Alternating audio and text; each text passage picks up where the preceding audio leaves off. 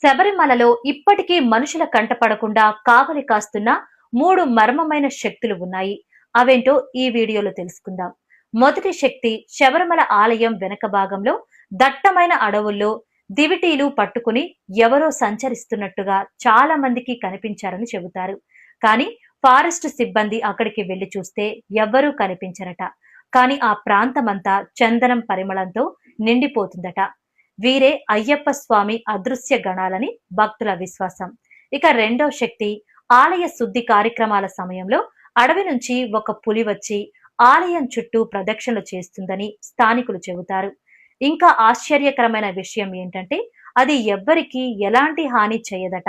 ఆ పులిపై స్వయంగా మణికంఠుడు అదృశ్య రూపంలో సంచరిస్తూ ఆలయానికి రక్షణగా ఉంటాడని నమ్మకం. ఇక మూడో శక్తి ఆలయం మూసివేసిన తర్వాత లోపల ఎవ్వరూ లేకపోయినా మంత్ర